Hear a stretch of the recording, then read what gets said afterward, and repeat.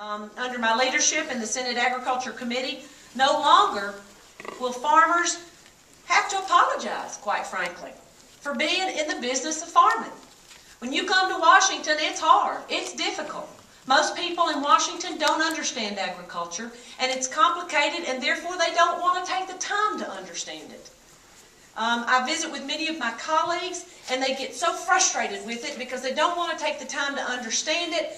And I'm always saying to them the kind of common sense things that people need to think about, and that is, how are we going to eat if we don't support agriculture in this country? How are we going to feed the world if we don't support production agriculture? How are you going to take care of the kind of necessities that need to happen in conservation if you don't have the very people that are the stewards of the land engaged in that conversation of conservation?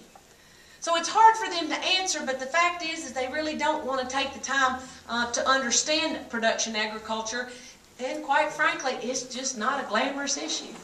Doesn't come up on the front page of those crazy tabloids that you see in the grocery store line, and so lots of times they don't get a lot of attention on the TV or anywhere else from it, so they kind of think, well, maybe it's just not worth my time.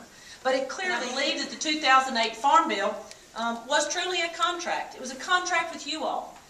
Government does that. We create contracts all the time with different industries. And the purpose for those contracts is so that you can have some predictability.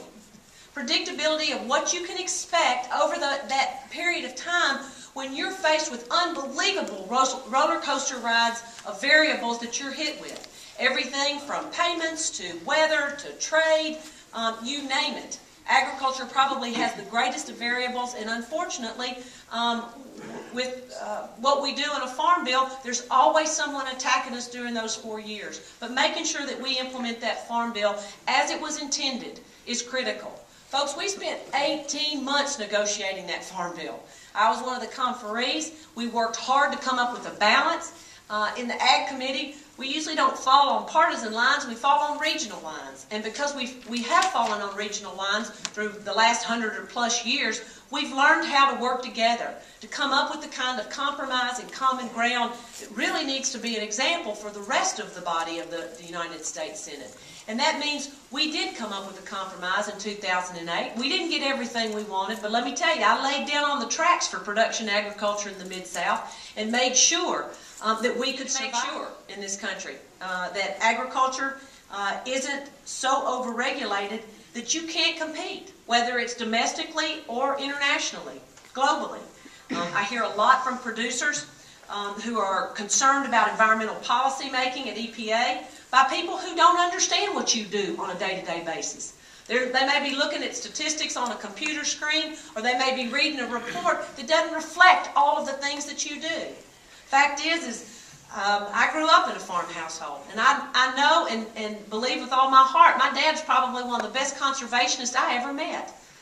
He had a great incentive for it. He wanted to make sure that future generations of our family would be able to use that land and to care for it, just like he did. Also knew that when he wasn't farming, he was hunting. He was out either in the St. Francis Forest hunting turkeys, or he was close to the White River hunting ducks. And he knew how important his care and his nurturing and his stewardship of the land was to the overall environment of the community, the county, and everything else that went on there. So it's critically important for us to get that message across. And the fact is, EPA doesn't get that. You haven't gotten disaster assistance with the new program, and it's critical that if we're going to get back in the field with the new farm plan for 2010, it's not just you that needs it. You can't go to the lenders. The capital's not there for you to invest to go into a 2010 crop year unless there's predictability in what role your government's going to play.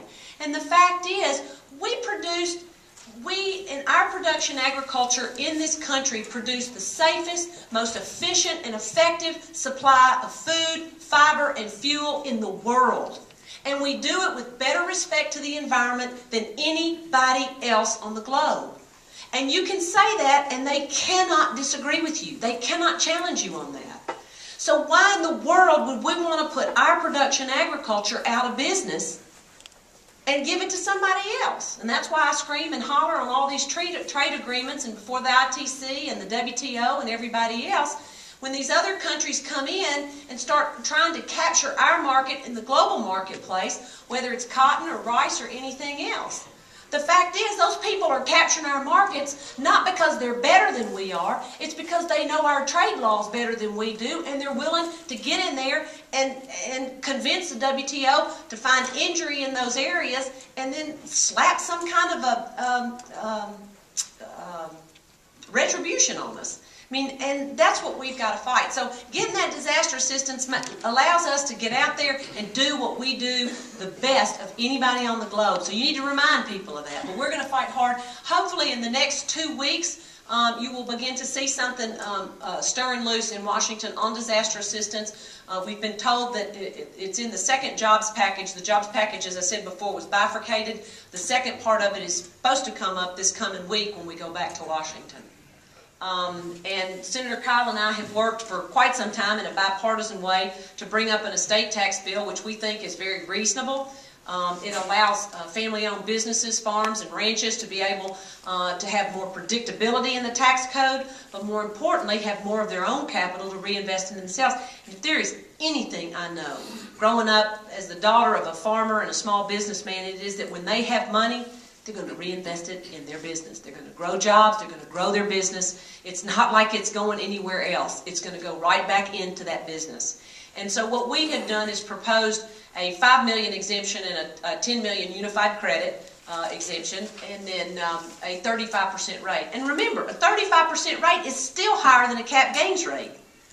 So if anybody's arguing that we're giving, you know, the Bill Gates of the world or the Warren Buffetts of the world or anybody else, it's not. Those people use foundations, they use tax law, they use a whole host of things. I'm talking about small, family-owned businesses, ranches, farms, who have unbelievable land values and who do not have the liquidity because their value of their estates are tied up in whether it's a business or whether it's in land. And equipment. Lord knows that equipment out there costs a lot. But you don't have the liquidity. Let me tell you, when the CEO of GE passes away, they don't miss a bleep, do they? And it's because they have the liquidity. The fact is when you lose the patriarch or the matriarch of your family business, there isn't the liquidity, and you're going to end up having to sell that manufacturing facility, that farmland, or something else, and what's going to happen to it? It's going to either be bought out by a big, huge conglomerate, or the land may be bought by somebody from another country. So the key is to make sure that our family-owned businesses, farms and ranches have the ability to reinvest in themselves. And I don't think it's unreasonable, and I was lucky because I convinced enough Democrats that it wasn't unreasonable either, and we were able to get our amendment passed on the budget last year.